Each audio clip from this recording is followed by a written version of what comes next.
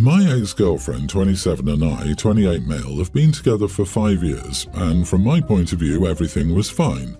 We were in love, living together, and we were the classic all roses and flowers couple because we had almost everything in common, like hobbies, passions, and the same character.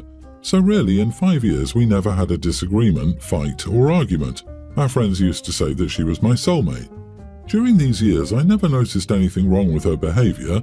We were always on the same page, so believe me, I almost fainted when I found out she was cheating on me through security cameras in my house. I was shocked and speechless because I couldn't see anything wrong with our relationship. We were both extremely happy, going on romantic dates, giving gifts, and doing little acts of kindness. So really, the cheating came out of the blue. The next day, I came home from work and all her clothes and things were gone. Again, I didn't understand what was happening until I received a text from her that was explaining the whole mess.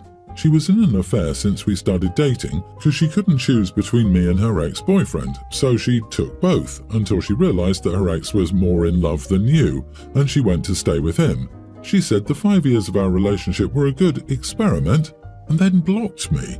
The way she wrote it, with absolute coldness and disrespect for me and my feelings, made me mad and resentful, so I never contacted her again but told my friends and family about the whole mess.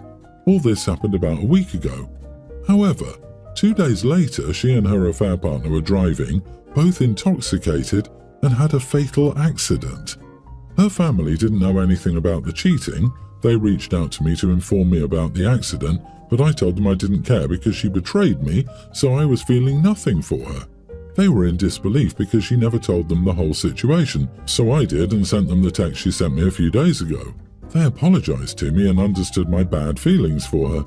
My family and friends also texted me, but I told them again that I didn't care about my ex and I hoped that she was in the bad place right now with her ex. They all called me a cold and emotionless idiot, but sincerely I don't care. They can say whatever they want, but nothing will change the sense of betrayal that I feel in the 5 years that I wasted with someone who was lying to me for the whole relationship. So, am I the idiot? Betrayal of this magnitude warrants no sympathy. Your feelings are valid and you're not the idiot in this situation. But don't be surprised if you find yourself grieving. Grief is a weird emotion. You never know what you'll feel in a few months. It could be more intense anger. Who knows? Yeah, I think the anger is numbing everything right now. The grief will come through. My guess is OP hasn't even had time to grieve and process the end of the relationship, never mind her death. OP, make sure you take care of yourself. This is one of those instances where an abnormal reaction to an abnormal situation is normal.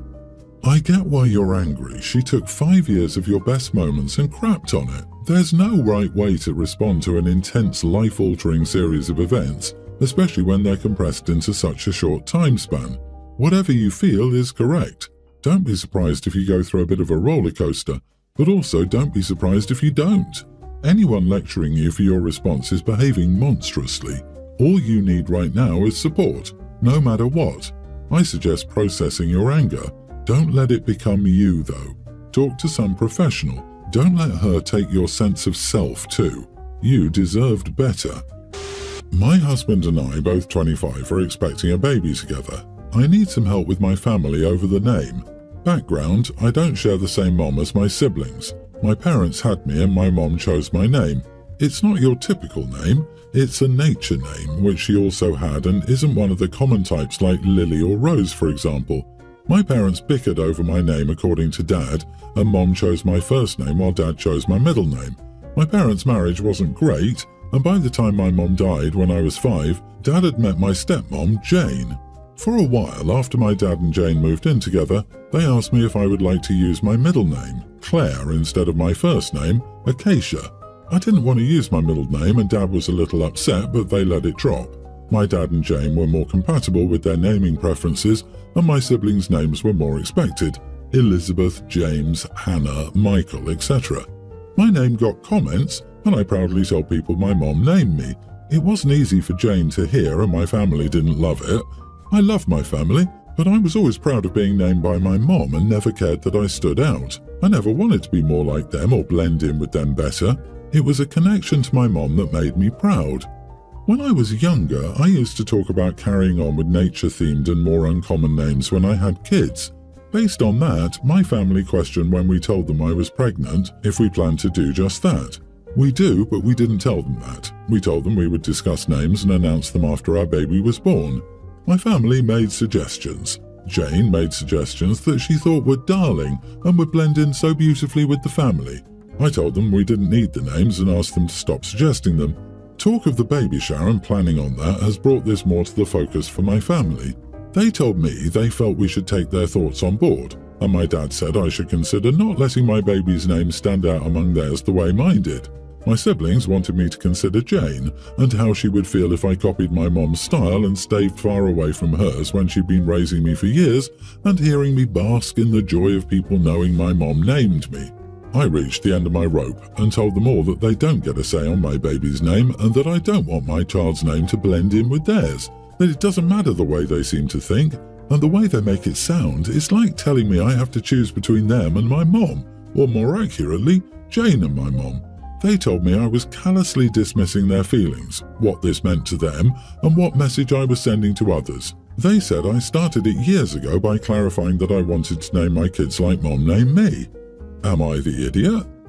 Your dad got to name his children. Your stepmom got to name hers. They don't get another bite at the apple because they've aged out of baby making. So not the idiot. Also, them taking your love for your mother as an insult to your stepmother is insane.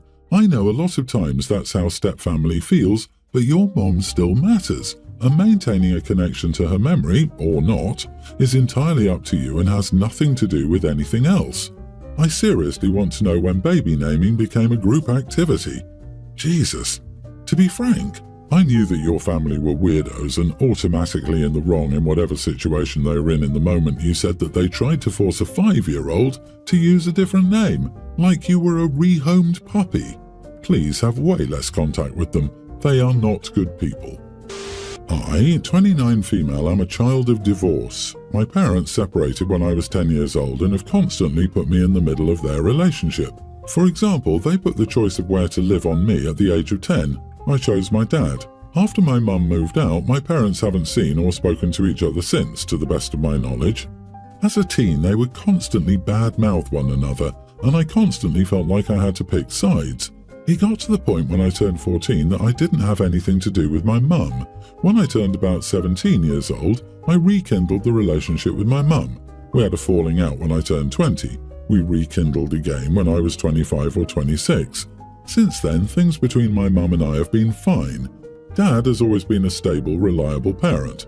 Although we have argued like any father and daughter, he's always been there for me.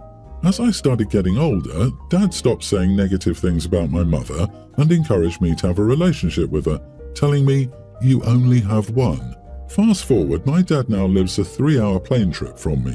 I don't get to see him very often, about once a year if that. I know I need to make more effort. My mom lives about an hour away from me and I see her about once a month. My brother, Evan, is getting married friend.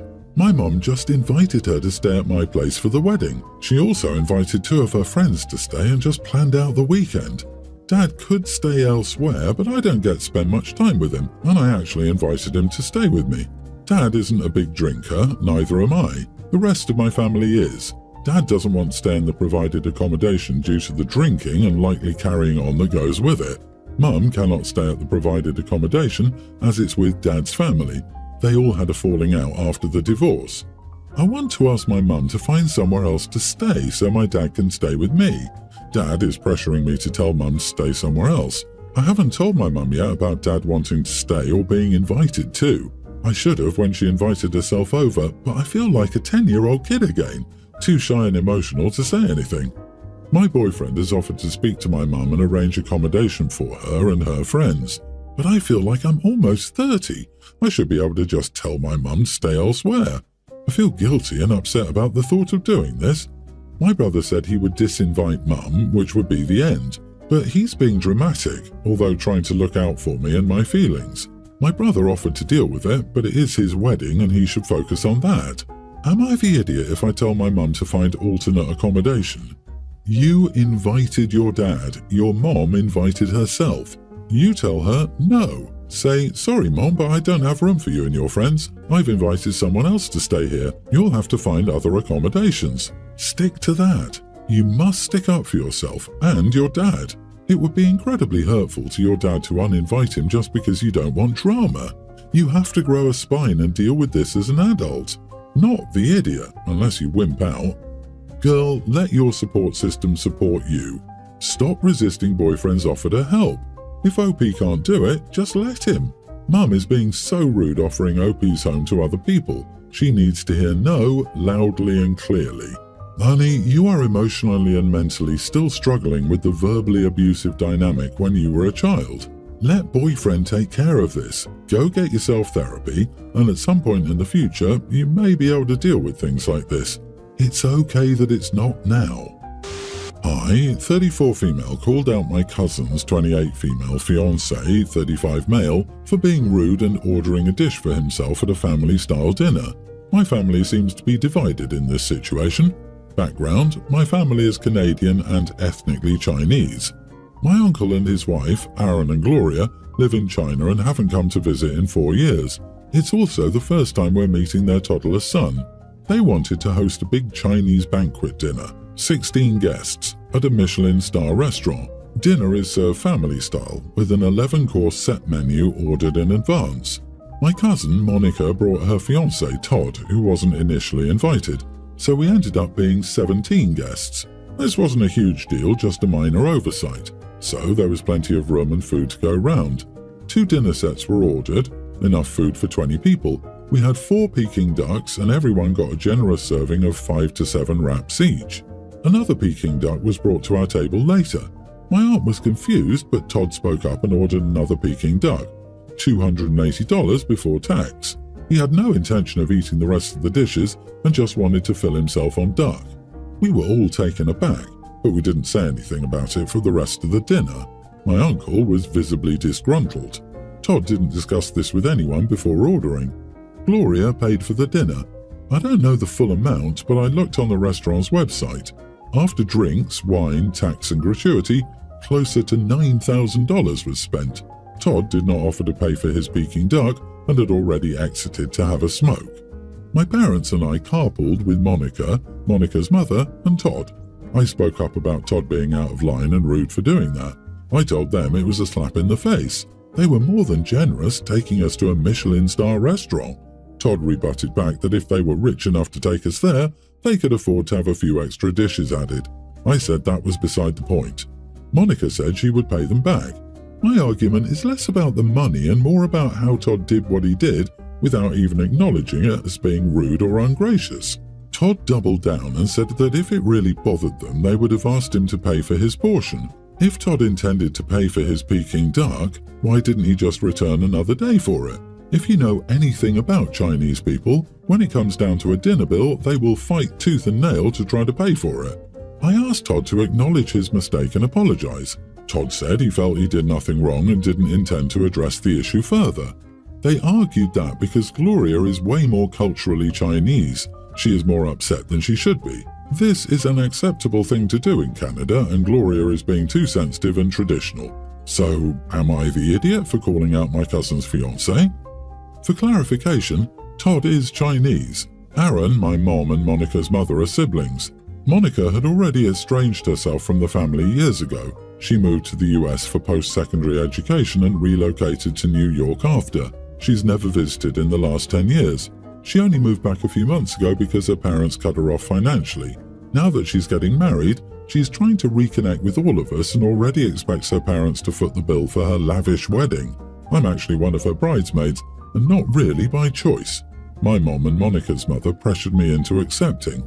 So she was cut off finally by her parents and jumped at the chance to eat at an expensive restaurant where she knew she didn't have to pay anything. She invites her rude boyfriend, fiancé, after the main course, who is so entitled he knew they were rich and could afford it, so I did nothing wrong. Well, now you all know they're both after money or whatever they can get for free, so none of you need to be available to attend her wedding. You might be too sick to attend. Make sure to send her a Michelin star cookbook as a wedding gift. Wow, that would be a hilarious wedding gift. Using someone else's money to order something without permission is unacceptable in any country I've heard of. At this point, everyone should be on guard because Monica sounds like that bride who asked all her guests to pay thousands of dollars to be guests so she could have a lavish wedding. She's got everyone's bank accounts in her crosshairs. She and her boyfriend are moochers. You are not the idiot. They are the idiots. I would let your cousin know Todd will not be invited to anything else family-oriented. But a dinner bill of $9,000 for 17 people is obscene. That's the price of a used car, not a random meal.